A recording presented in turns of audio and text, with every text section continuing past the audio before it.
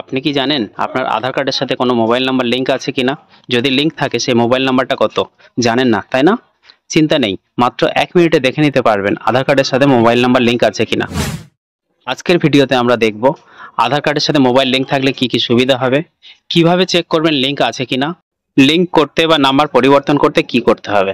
চলুন আমরা দেখে নিই সুবিধা।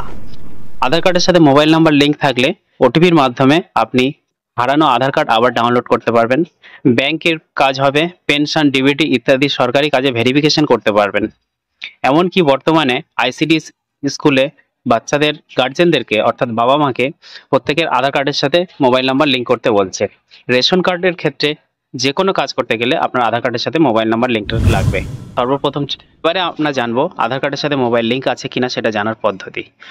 আপনি গুগলে ডাইরেক্ট সার্চ করবেন চেক আধার ভ্যালিডিটি। এই পেজটা খুলে যাবে, এখানে ক্লিক করবেন, উপরেই আপনার আধার নাম্বার দেবেন, নিচে ক্যাপচা দেবেন, দিয়ে প্রসিড অপশনে ক্লিক করবেন। আপনার সম্পূর্ণ ডিটেলস দেখিয়ে দেবে। এখানে মেল ফিমেল দেখাচ্ছে, আপনার বয়সের রেঞ্জটা দেখাচ্ছে, আর নিচে দেখুন কোন নাম্বারটা লিঙ্ক আছে, সেই নাম্বারের শেষে 3টে অক্ষর দেখাচ্ছে। অথবা আপনি চলে যাবেন UIDAI ওয়েবসাইটে, অথবা সার্চ করবেন মাই আধার। ওখানে সার্চ করার পর ক্লিক করবেন ভেরিফাই আধার নাম্বার অথবা চেক আধার মোবাইল লিঙ্ক। ওখানে ক্লিক করার পর আপনার আধার নাম্বার দেবেন, নিচে ক্যাপচা দেবেন, প্রসিড অপশনে ক্লিক করবেন। আপনার মোবাইলে একটা ওটিপি চলে আসবে, তাহলেই বুঝতে পারবেন আপনার আধার কার্ডের সাথে মোবাইল নাম্বার লিঙ্ক আছে। অথবা আপনি গুগলে গিয়ে সার্চ করবেন হেলথ আইডি। প্রথম এই যে ওয়েবসাইটটা খুলে গেছে আভা, এটা রাজ্য সরকারের ওয়েবসাইট। এখান থেকে হেলথ আইডি তৈরি করা হয়।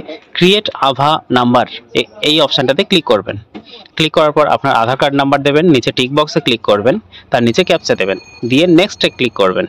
ক্লিক করলেই আপনার মোবাইলে ওটিপি চলে আসবে এবং এখানে আপনার মোবাইলের লাস্ট 4টে ডিজিট দেখাচ্ছে।